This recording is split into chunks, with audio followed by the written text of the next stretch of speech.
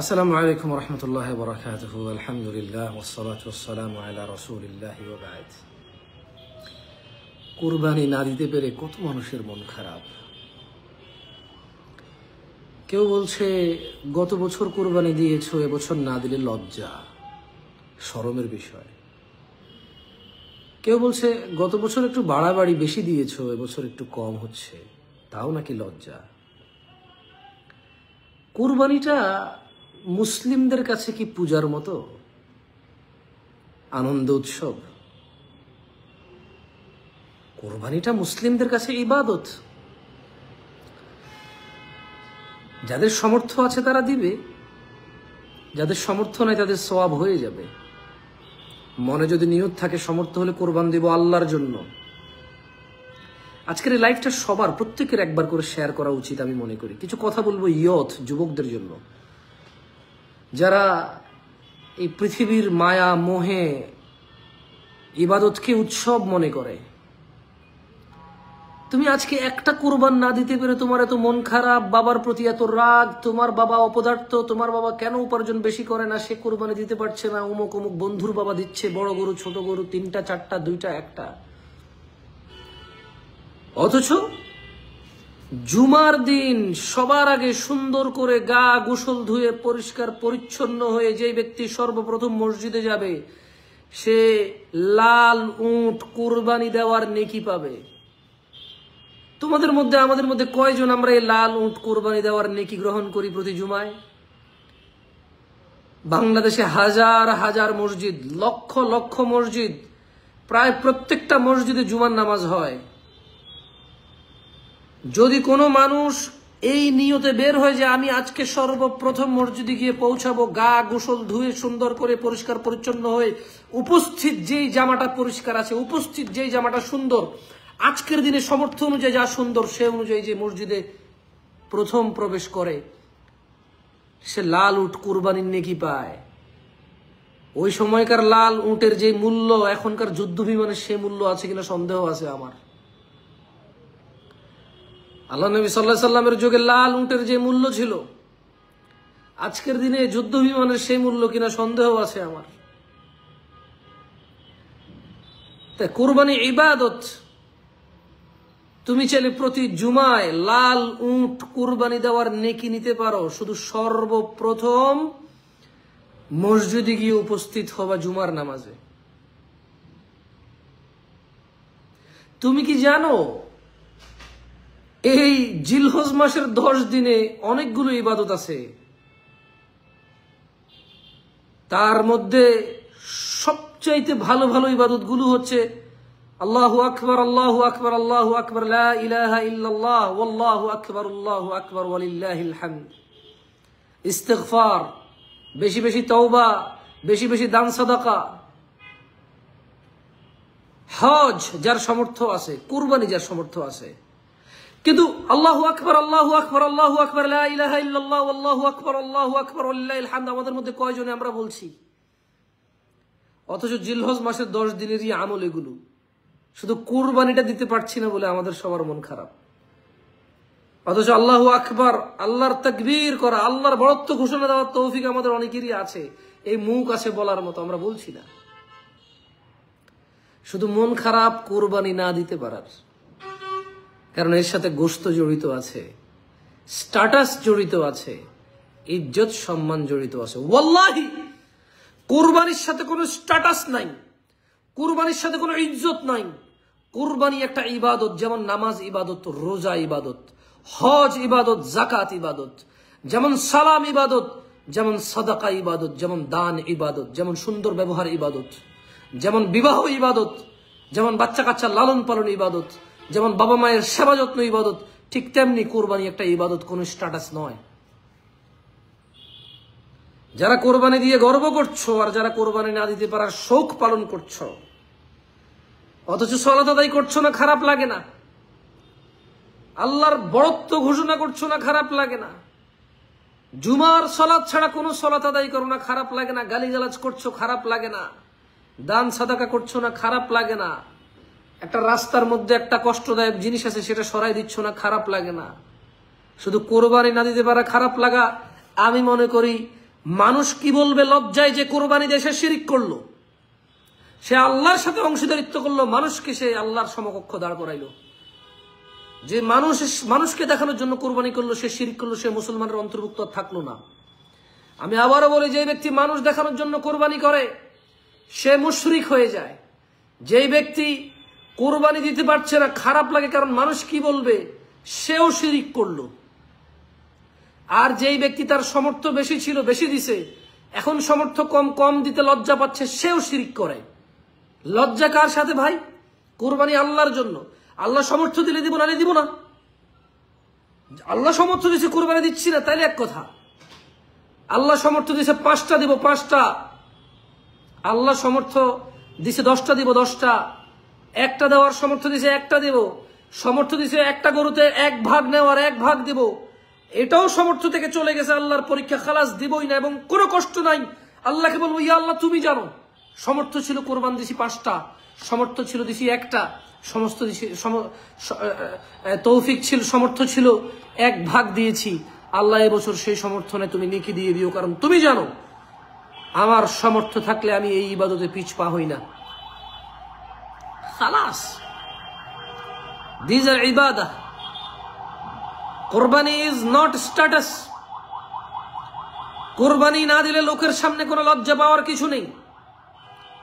কোরবানি দিয়ে লোকের সামনে গর্ব করারও কিছু নেই। কোরবানি দিলে মানুষের মুখ উজ্জ্বল হয় না মানুষের সামনে। সামর্থ্য নাই, কোরবানি না দিলে মানুষের সামনে অপমান হয় না। যে কোরবানি না দিয়ে মানুষের সামনে মানুষ অপমান হয়, সে মুশরিক হয়ে যায়। যে কোরবানি দিয়ে মানুষের সামনে খুশি হয়ে যায়, লোক দেখানো, মানুষ মুশরিক হয়ে যায়। আর যার কোরবানি না দেওয়ার দুঃখ আছে, সে চাইলে জুমার দিন কোরবানি করার নেকি নিতে পারে। যার কোরবানি না দেওয়ার দুঃখ আছে, সে চাইলে গোশত যদি সে স্যাক্রিফাইস করে, তাইলে সে জুমার দিন সুন্দর করে গা গোসল ধুয়ে পয় পরিষ্কার হয়ে উপস্থিত সবচেয়ে ভালো জামা কাপড় পরে সবার আগে মসজিদে যাবে। সে লাল উট কোরবানির সওয়াব পাবে। কোরবানির সওয়াব কয়জনের লাগবে? সবার লাগবে। কোরবানির গোশত লাগবে না, অনেকের স্ট্যাটাস লাগবে। বাচ্চা কাচ্চার মুখ উজ্জ্বল করতে হবে। কোরবানি না দিলে আমার মেয়ে কি বলবে, মেয়ের জামাই কি বলবে? মেয়ে বিয়ে দিলাম মাত্র, এবছর কোরবানি না দিলে কি ইজ্জত থাকবে বিয়ের বাড়িতে? এ কেমন কথা? এ কেমন কথা? কোরবানি না দিলে বিয়ের বাড়িতে ইজ্জত থাকবে না নাকি? এ কোন বিয়াই রে? এ কোন বিয়াই? তার বিয়াই কোরবানি না দিলে বিয়ের ইজ্জত চলে যাবে। সে কে? সে আল্লাহ? সে নিজেকে আল্লাহ দাবি করে? সে নিজেকে আল্লাহর সমকক্ষ মনে করে? কোরবানি আল্লাহর দেওয়া ইবাদত, আল্লাহর জন্য উৎসর্গ করা ইবাদত। না দিলে বিয়াই কেন মনে কষ্ট নিবে? যে বিয়াই আরেক বিয়াইকে প্রসাদ দেয় কোরবানি দেওয়ার জন্য, সে তো মানুষই না, মুশরিক। সে মূর্তি, সে ফিরাউনের মতো নিজের ইবাদত দাবি করে। I think worse than that. ফিরাউনের কাছে এত নলেজ ছিল না। ফিরাউনের যুগে এত মুসলিম ছিল না, এত মসজিদ ছিল না। ফিরাউনের যুগে এত ইমাম, এত খতিব ছিল না। ফিরাউনের যুগে এত খুতবা, এত বই পুস্তক অ্যাভেলেবেল ছিল না। ফিরাউনের যুগে ফিরাউনের এলাকায় মুসলিম এলাকা, অমুসলিম এলাকা ছিল না। যে বিআই অন্য বিআইকে কুরবানি দেওয়ার জন্য লজ্জা দেয়, সে তো ফিরাউনের চাইতে খারাপ। কারণ ফিরাউনের কাছে এত তথ্য নলেজ ছিল না যত তথ্য নলেজ বর্তমানে পৃথিবীতে ইসলাম নিয়ে আছে। কোনটা আল্লাহর জন্য, কোনটা মানুষের জন্য, এটা নির্ধারিত। এগুলো স্পষ্ট, এগুলো কোনো কিছু অস্পষ্ট নয়।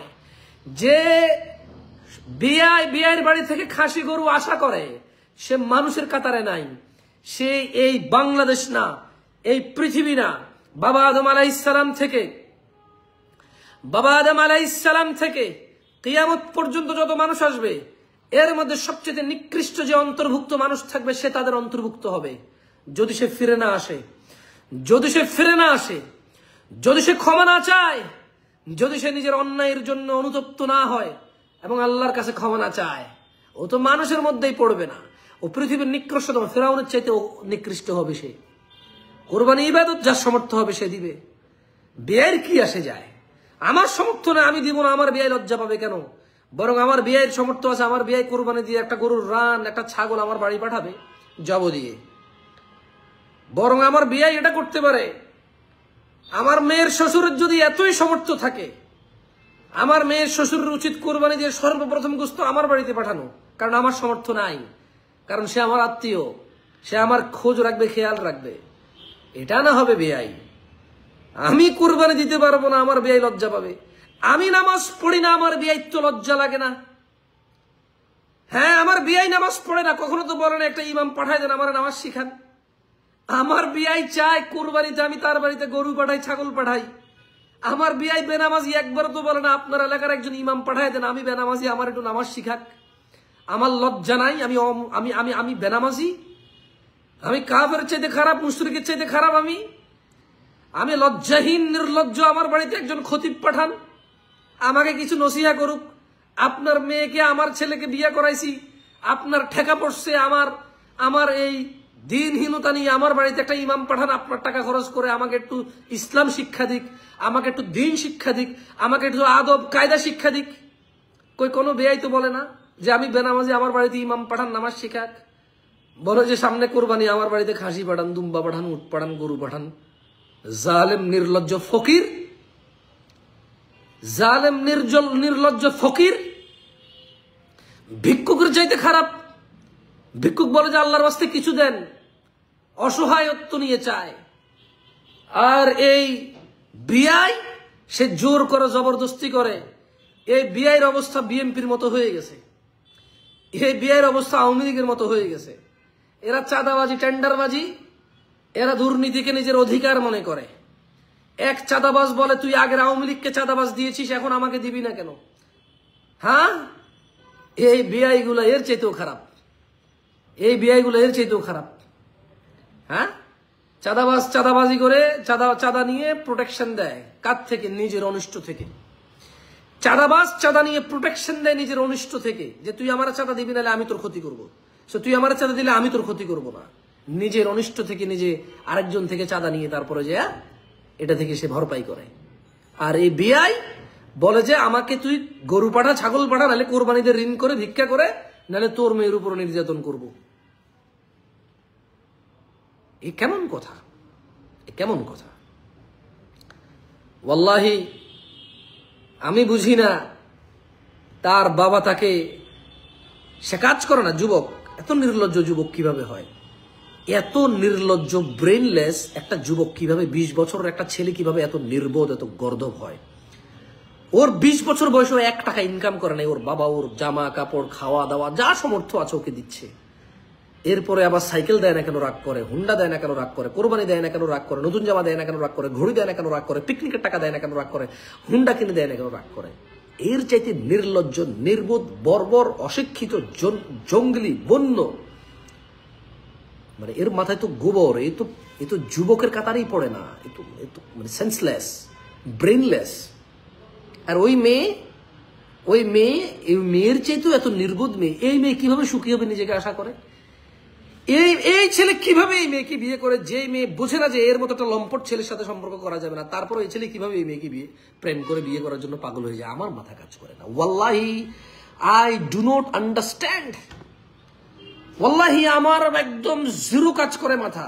এই মেয়েটা এর মতো একটা লম্পট ছেলে, বেকার ছেলে, যে বিবাহ করার যোগ্যতা রাখে না, যে বিবাহের প্রস্তাব দেওয়ার যোগ্যতা রাখে না, যেটা মেয়ের সাথে লুকাই লুকাই কথা বলতে হয়, যে বিয়ে করার ক্ষমতা রাখে না, যে বিয়ে প্রস্তাব দেওয়ার পর্যন্ত ক্ষমতা রাখে না, যে নিজের ক্যাপাসিটি বোঝে না যে আমি এখন বিয়ে করতে পারবো না, এই মেয়ে একে পছন্দ করে। তারপরে এই ছেলে কিভাবে এই নির্বোধ মেয়েকে বিয়ে করতে রাজি হয়ে যায়?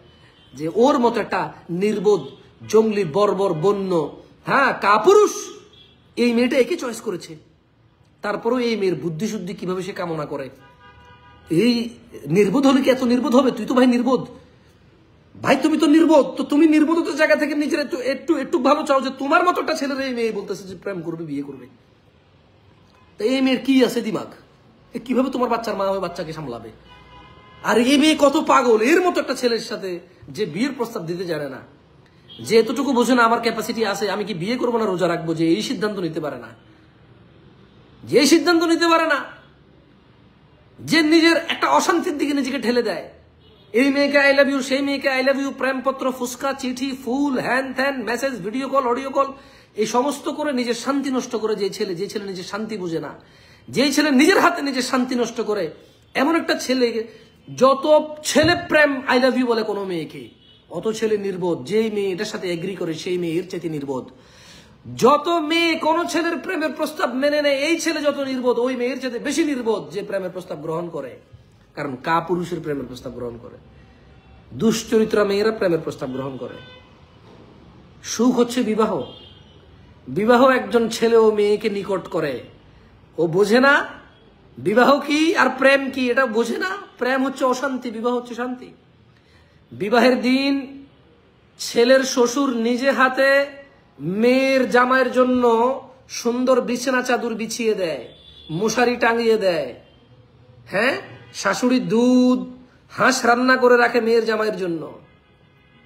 মেয়েকে নিজে ইচ্ছায় ছেলের হাতে তুলে দেয়। এই হচ্ছে বিবাহ। আর এই জেনা ব্যভিচারের সম্পর্ক হচ্ছে অশান্তি। এ ফাঁসি দিবে, গান গাইবে, নাচবে, মদ খাবে, গাঁজা খাবে, হ্যাঁ এগুলা করবে। এটা হচ্ছে এই জেনা ব্যভিচার নামক প্রেম, অশান্তি। আর কি? যাই হোক, কি বলবো, কিছুই বলার নাই।